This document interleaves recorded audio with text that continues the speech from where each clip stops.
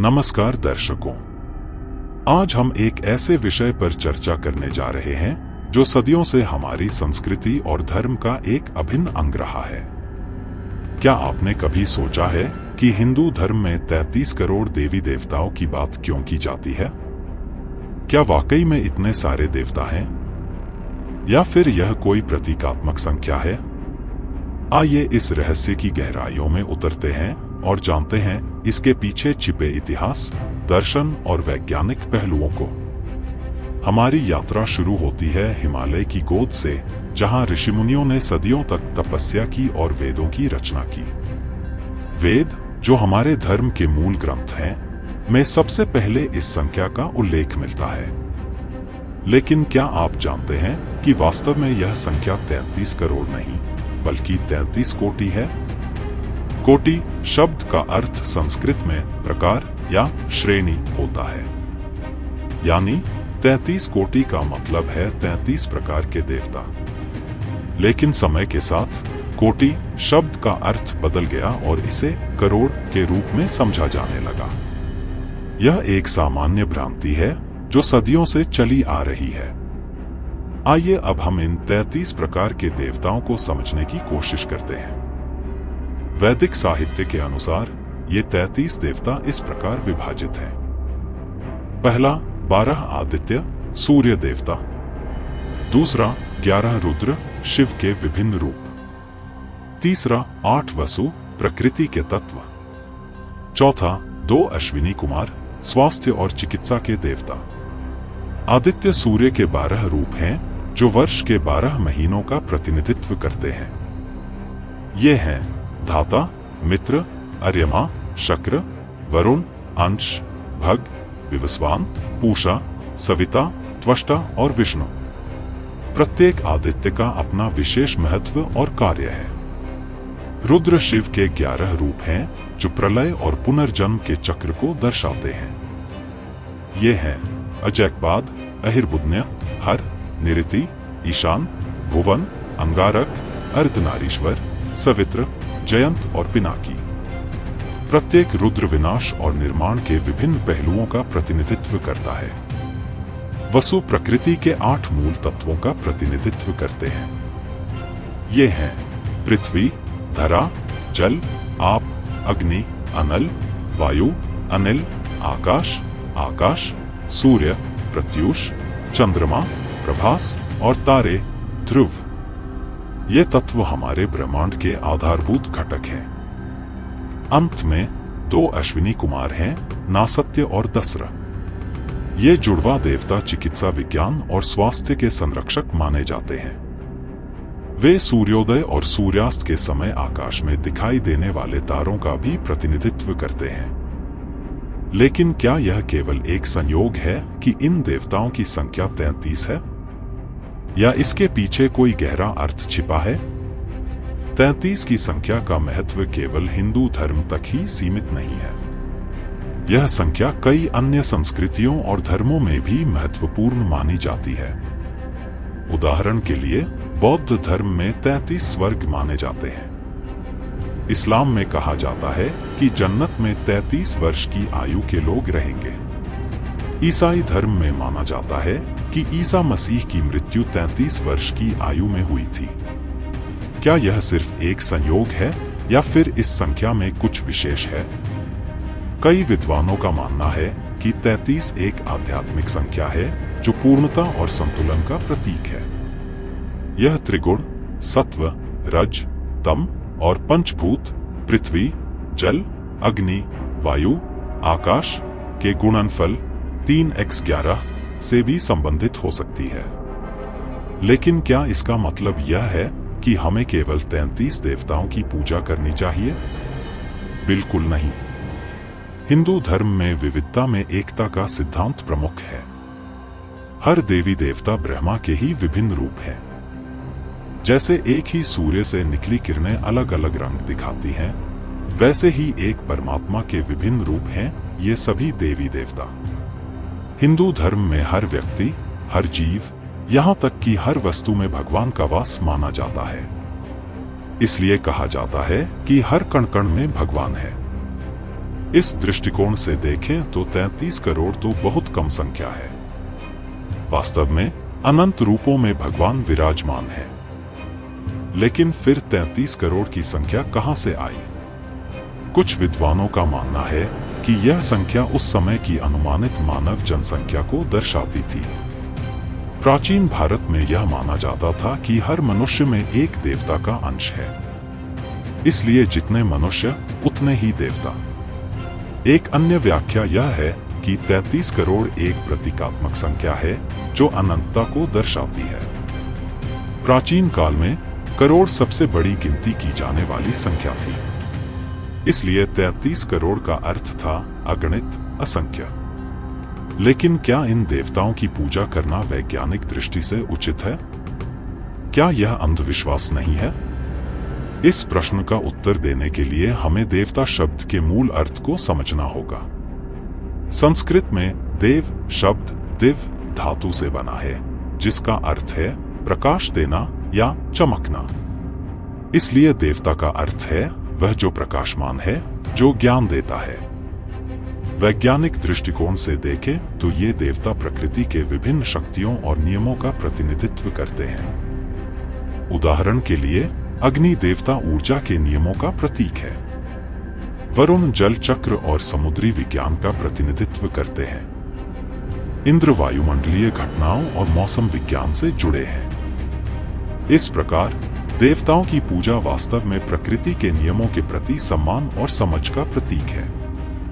यह हमें याद दिलाता है कि हम प्रकृति का एक छोटा सा हिस्सा हैं और हमें उसके साथ सामंजस्य बनाकर रहना चाहिए। लेकिन क्या इसका मतलब यह है कि हमें हर देवता की अलग अलग पूजा करनी चाहिए? हिंदू धर्म की सबसे बड़ी विशेषता यह है कि यह व्यक्तिगत आस्था और विश्वास पर बल देता है। आप किसी भी रूप में, किसी भी नाम से परमात्मा की आराधना कर सकते हैं। कई लोग सोचते हैं कि इतने सारे देवताओं की पूजा करना मुश्किल है, लेकिन वास्तव में हिंदू धर्म में यह माना जाता है कि सभी देवता एक ही परम सत्य के विभिन्न रूप हैं। जैसे एक ही जल कभी बर्फ के रूप में, कभी भाप के रूप में और कभी तरल रूप में दिखाई देता है, वैसे ही एक ही परमात्मा विभिन्न रूपों में प्रकट होते हैं। इसलिए हिंदू धर्म में कहा जाता है, एकं सद्विप्रा बहुधा वदन्ति, अर्थात सत्य एक है, विद्वान उसे अलग अलग नामों से पुकारते हैं। यह सिद्धांत हमें सिखाता है कि विविधता में एकता कैसे देखें और सभी धर्मों और विश्वासों का सम्मान कैसे करें। लेकिन क्या 33 करोड़ देवताओं की अवधारणा केवल हिंदू धर्म तक ही सीमित है? आइए हम कुछ अन्य संस्कृतियों और धर्मों पर भी एक नजर डालें। जापानी शिंटो धर्म में याओयोरोजु नो कामी की अवधारणा है, जिसका अर्थ है 80 लाख देवता।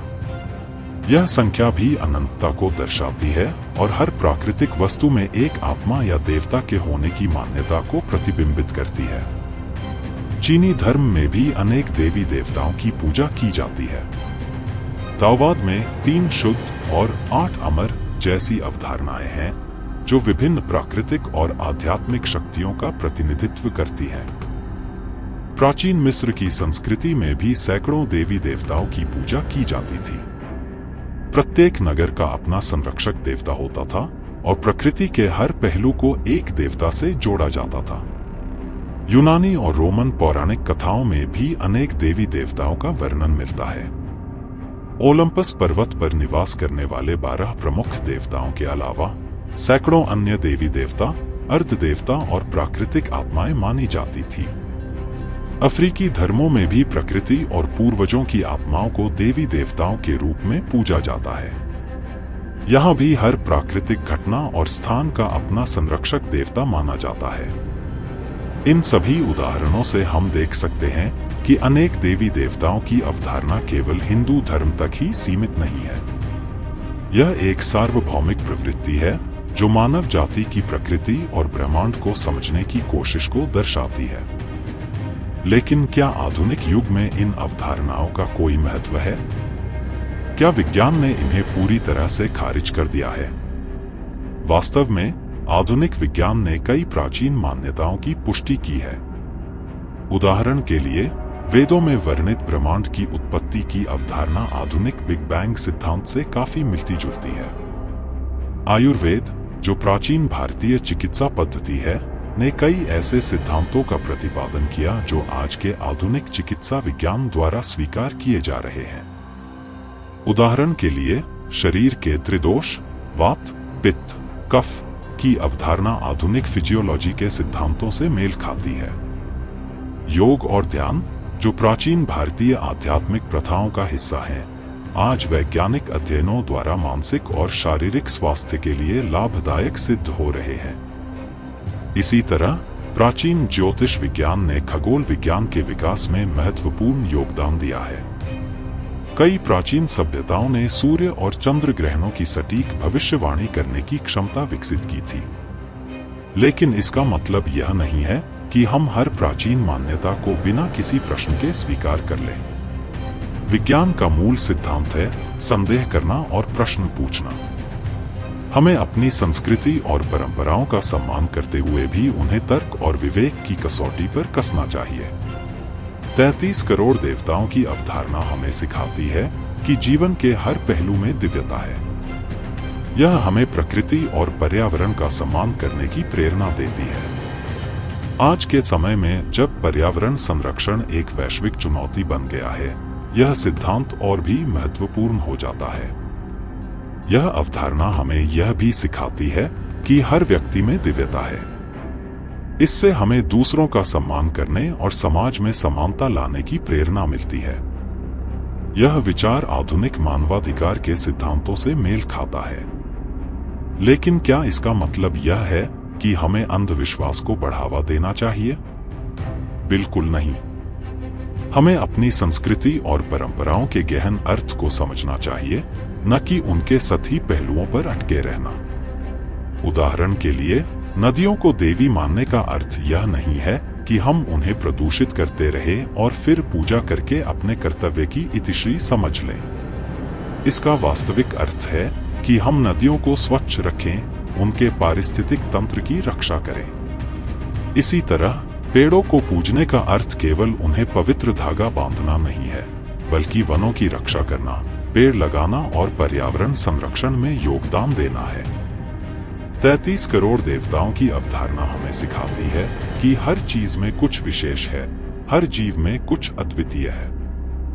यह हमें विविधता का सम्मान करने और प्रकृति के हर रूप की रक्षा करने की प्रेरणा देती है। लेकिन क्या इसका मतलब यह है कि हम वैज्ञानिक प्रगति को नकार दें? बिल्कुल नहीं। वास्तव में हमारी प्राचीन संस्कृति हमेशा से ज्ञान और विज्ञान को प्रोत्साहित करती रही है। वेदों में कहा गया है, आनो भद्राः क्रत्वो यन्तु विश्वतः, अर्थात हमारे पास सभी दिशाओं से नोबल विचार आए। हमें अपनी प्राचीन ज्ञान परंपरा और आधुनिक विज्ञान के बीच एक सेतु बनाना होगा। हमें अपनी संस्कृति के गहन अर्थ को समझना होगा और उसे आधुनिक संदर्भ में लागू करना होगा। 33 करोड़ देवताओं की अवधारणा हमें सिखाती है कि ब्रह्मांड अनंत रूपों और आयामों से भरा है। यह हमें याद दिलाती है कि हमारा ज्ञान सीमित है और हमेशा सीखने और खोज करने के लिए कुछ न कुछ होता है। यह अवधारणा हमें यह भी सिखाती है कि सत्य के कई पहलू हो सकते हैं। जैसे एक ही हीरे के कई पहलू होते हैं, वैसे ही सत्य को भी विभिन्न दृष्टिकोणों से देखा जा सकता है। यह हमें दूसरों के विचारों और मान्यताओं का सम्मान करने की प्रेरणा देती है। अंत में 33 करोड़ देवताओं की अवधारणा हमें यह याद दिलाती है कि हम सब एक ही ब्रह्मांडीय चेतना के हिस्से हैं। यह हमें एकता और सामंजस्य की ओर ले जाती है। तो क्या वास्तव में 33 करोड़ देवता हैं? शायद यह सही प्रश्न नहीं है। सही प्रश्न यह है कि इस अवधारणा से हम क्या सीख सकते हैं और कैसे इसे अपने जीवन में लागू कर सकते हैं। हमारी यह यात्रा यहीं समाप्त होती है, लेकिन आपकी खोज अभी शुरू हुई है। हम आशा करते हैं कि यह वृत्तचित्र आपको अपनी संस्कृति और परंपराओं को एक नए दृष्टिकोण से देखने की प्रेरणा देगा। याद रखें, ज्ञान की खोज एक अनंत यात्रा है। जितना हम जानते हैं, उतना ही हमें पता चलता है कि हम कितना कम जानते हैं। इसलिए हमेशा जिज्ञासु रहें, प्रश्न पूछें और नए विचारों के प्रति खुले रहें। 33 करोड़ देवताओं की अवधारणा हमें सिखाती है कि जीवन के हर पहलू में कुछ विशेष है।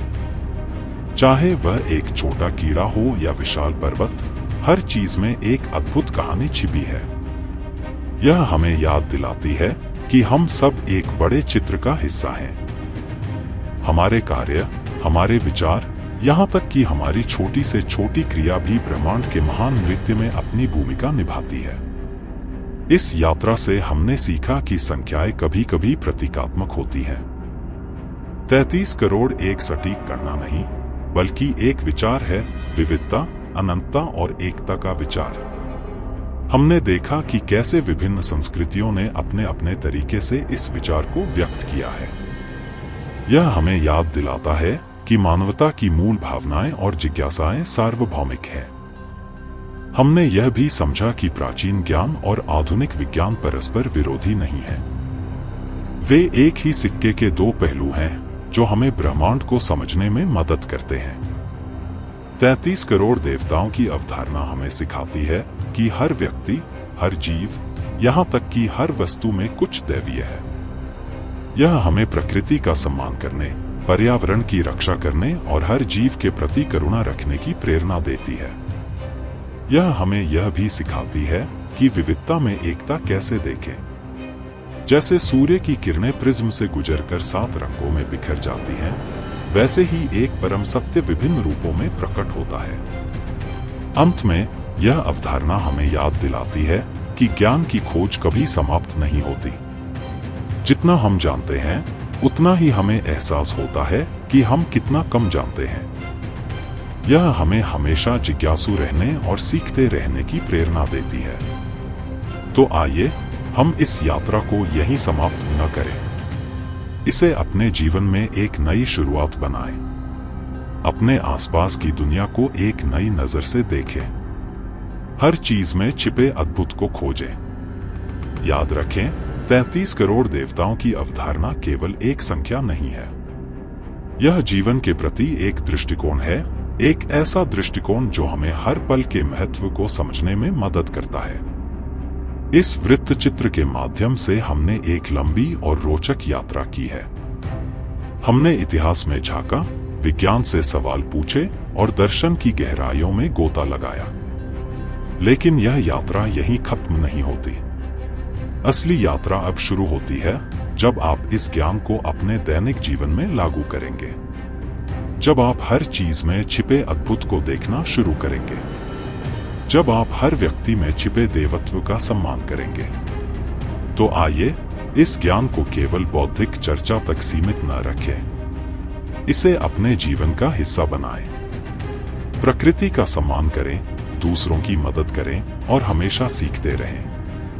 और जब भी आप किसी मंदिर में 33 करोड़ देवताओं की बात सुने, तो याद रखें, यह केवल एक संख्या नहीं है। यह एक विचार है, एक दर्शन है, एक जीवन शैली है। हम आशा करते हैं कि यह वृत्त चित्र आपको अपनी संस्कृति और परंपराओं को एक नए दृष्टिकोण से देखने की प्रेरणा देगा। याद रखें, सच्चा ज्ञान वह है जो हमें बेहतर इंसान बनाए।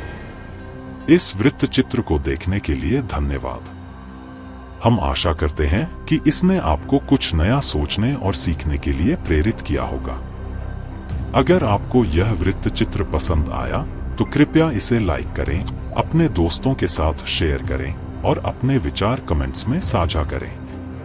और हाँ, the past minute YouTube channel को सब्सक्राइब करना न भूलें ताकि आप ऐसे और रोचक वृत्त चित्रों को न चुकें। याद रखें, ज्ञान की खोज एक अनंत यात्रा है। तो चलिए इस यात्रा को जारी रखते हैं। अगले वृत्त चित्र में फिर मिलेंगे। तब तक के लिए जय हिंद, जय भारत।